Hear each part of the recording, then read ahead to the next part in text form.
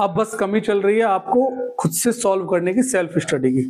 आप जितना self study कर लोगे उतना अच्छा है। और यही समय, जैसे मैंने बताया आज बसंत पंचमी थी, तो नई शुरुआत करने के लिए बहुत अच्छा समय। आप लोग बदलिए, क्योंकि आप 8th वाले बच्चे 9th में आएंगे और 9th वाले बच्चे 10th में आएंगे। और अब आपका गोल्डन टाइम स्टार्ट हो गया। गोल्डन टाइम मतलब एक तरह से हार्ड वर्किंग टाइम। मैं गोल्डन क्यों बोल रहा हूं? क्योंकि जितनी मेहनत आप कर लेंगे उतना ही आपका फ्यूचर डिसाइड हो जाएगा। समझ में आ रही कि नहीं आ रही सबको?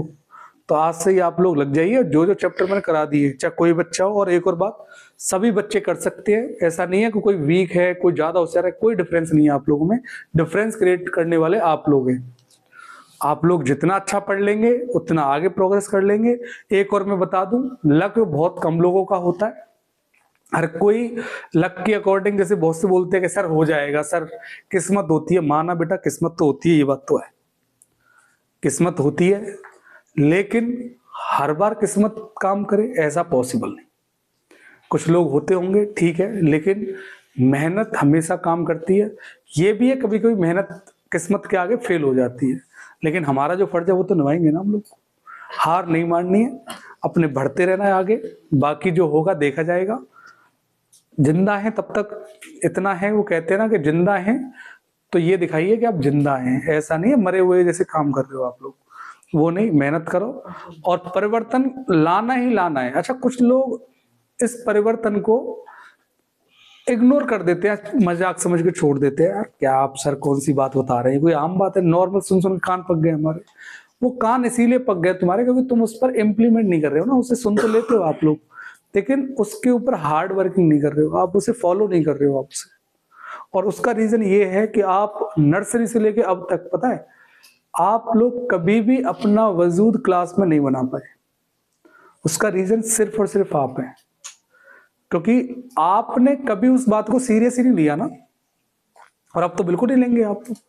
जो बच्चों ने अब तक नहीं लिया वो नहीं लेंगे, मैं रियल बोल रहा हूं। लेकिन कुछ बच्चों को थोड़ा बहुत फील हो जाए तो शायद वो परिवर्तन कर ले। क्योंकि 10th 11th 12th, वैसे मैं बता दूं 11th 12th most important class है, लेकिन फाउंडेशन जो बेस क्लास है वो आपकी 9th और 10th है। जो बेस है, बेस क्लास में आप इंक्लूड करते हो, क्योंकि आप कोई भी एग्जाम देते हो, कुछ भी करते हो, तो 9th 10th का आता ही आता है। 7th 8th है अपना, लेकिन एक अच्छी पोस्ट पकड़नी है, तो ये बहुत इंपॉर्टेंट है। बाकी आप लोग 12th के बाद आपको चॉइस मिलेंगी। कोई बच्चा अपने आप को आंकेगा, अभी 10th में ही आंक लोगे आप लोग कि हम जो है मैथ ले सकते नहीं ले सकते, हम साइंस ले सकते नहीं ले सकते। और बहुत से बच्चे मैथ और साइंस दोनों में ले सकते। कुछ बच्चे अपने आर्ट साइड, ह्यूमैनिटीज वगैरह ये सब ले लेते हैं, अपने कॉमर्स ले लेते हैं, कर लेते जैसे, ठीक है, वो अपना मतलब अपने हिसाब से करते हैं जो भी करते हैं। लेकिन बेटा एक बात बता दूं, मैं सभी के लिए बोल रहा हूं, मैं कुछ भी करिए, मेहनत सब में है। आप कुछ भी लीजिए, कॉमर्स ले लो, आर्ट साइड ले लो, मैथ ले लो, बायो ले लो, हर चीज में मेहनत है। वो छोड़ो, आपको साउथ के बच्चों से सीखना चाहिए। साउथ में आज भी मोस्टली बच्चे बायो मैथ्स लेते हैं। बायो मैथ्स समझ लो, बायो प्लस मैथ दोनों लेते हैं।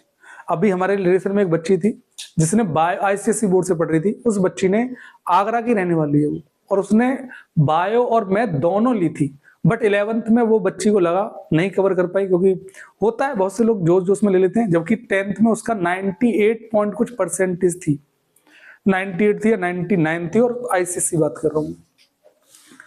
और उस बच्ची ने कमाल कर दिया। सोचिए आप, 11th में 12th में लगा उसे, तो 12th में उसने ड्रॉप कर दिया एक। लेकिन साउथ में आज भी बच्चे बायो और मैथ लेते दोनों सब्जेक्ट। क्योंकि ऐसा नहीं है, तुम लोगों के अंदर कोई लिमिट है क्या? भगवान ने लिमिट लगा के भेजी है? आप बताओ, भगवान ने तुम्हें बनाते समय लिमिट बनाई कि भाई तू 2 घंटा पढ़ेगा उसके बाद तेरी बैटरी वीक हो जाएगी, भाई तू 10 किलोमीटर चलेगा उसके बाद तेरे पैर फूल जाएंगे, हाथ पैर निकल जाएंगे, हड्डी बाहर आ जाएंगे? ऐसा है? हाँ, माना दर्द पेन होता है, लेकिन प्रैक्टिस भी तो है। भगवान ने देखो ऐसी मशीन बनाई है कि जितना घिसोगे उतना स्ट्रांग बनोगे। वरना तुम ऐसी मशीन बनाता जितना चलाओगे उतनी पुरानी होगी, उतनी बेकार हो जाएगी। और हमारे साथ उल्टा होता है, हम जिस चीज का ज्यादा यूज करेंगे वो उतनी स्ट्रांग बनेगी। तो जब भगवान ने कोई लिमिट बना के नहीं दी, तो आप लोग लिमिट क्यों बना रहे हो? मैं देखता हूँ हर चीज में लिमिट है आपकी, पढ़ने में हर चीज में लिमिट है कि हम 2 घंटे ही पढ़ेंगे, हम 8th का पढ़ रहे हैं तो 9th का नहीं पढ़ेंगे, हम 9th का पढ़ रहे हैं तो 10th का नहीं पढ़ेंगे, ये 6th का नहीं पढ़ेंगे, हम लोग ये नहीं करेंगे, वो नहीं करेंगे। लिमिट क्यों? जब लिमिट किसी में है, बताओ आप किसी चीज में लिमिट हो तो बताओ। जब ऊपर वाले ने लिमिट नहीं भेजी है तो हम लोग लिमिट क्यों बनाए? और एक और बात मैं कहूंगा सभी बच्चों के लिए, जो एकदम कड़वा सत्य है, मैं रियल बोल रहा हूं आप लोगों के लिए। आप खुद का ही सहारा खुद बन सकते हैं आप लोग। आप सोचो कि घर परिवार माँ बाप कुछ भी कोई आपका साथ नहीं देगा, आप खुद ही अपना साथ देंगे। और ये कड़वी सच्चाई है, मैं रियल बोल रहा हूं। इस बात को अभी रियलाइज नहीं होगा आप लोगों को। सब लोग चले जाते हैं, सब एक कंडीशन ऐसी आती है, माँ बाप भी बेचारे चले, वो तो उनका खैर कहते ना कि उनके हाथ में नहीं है। नहीं तो वो जैसे जन्म देते ना आप लोगों को, वो तुम लोगों को एंड तक भी तुम्हारे साथ चले। लेकिन ऐसा नहीं है कि सभी ऐसे होते हैं, कुछ माँ बाप ऐसे भी होते हैं, भाई ठीक है हमने कर दिया अब तो अपना देख, जैसे करना वैसे। वो वही चलता है क्योंकि भाई उनका भी अपना ठीक है, वो अपना रेस्ट करेंगे। लेकिन परिस्थिति ऐसी होती है, कोई नहीं रहता किसी के लिए। आपको खुद ही अपने आप से लड़के अपने आप को मजबूत बनाना पड़ेगा। कभी कभी परिस्थिति ऐसी आ जाती है, पता है, हमारा खुद का मन भी हमारे साथ नहीं रहता, हमारी खुद की परिस्थिति हमारे साथ नहीं रहती उस समय।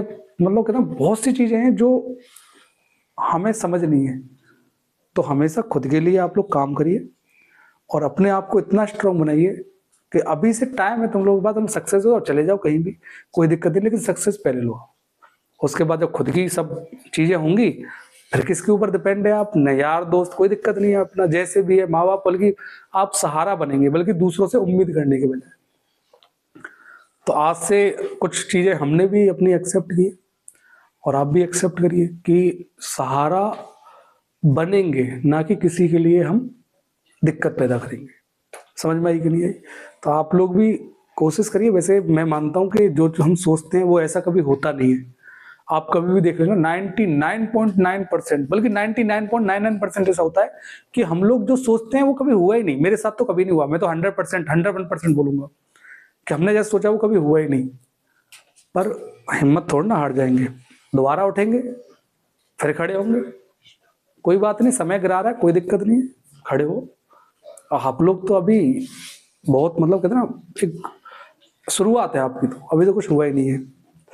तो अब ये है, मोस्टली सिलेबस आपका कंप्लीट हो गया। मेहनत करो और कोई दिक्कत हो आप लोग डाउट पूछिए। जैसे हम लोगों ने ये सेशन रखा, डेली इसी की वीडियो अपलोड कर दिया करें, क्या दिक्कत है? अपना खुद का भी आपका कभी भी याद रहेगा। अभी देखो हमने ये पढ़ा था, उस समय हम क्लास में बैठे हुए थे। और कभी लाओ कोई एक्टिविटी में सोच रहा हूँ, कोई एक्टिविटी ऐसी रखे जिससे आप लोगों की एक्टिविटी में शो कर सकूं उस चीज में। उसके लिए मैं सोचूंगा जिससे कि अब बच्चों को, मैंने एक बात और सोची, पता है, मैंने ये नोटिस किया कल ही, जैसे मैंने इसको पिटाई की तो मैंने ये नोटिस किया कि बच्चा पिटाई से नहीं सुधरता है। बंद हो गई?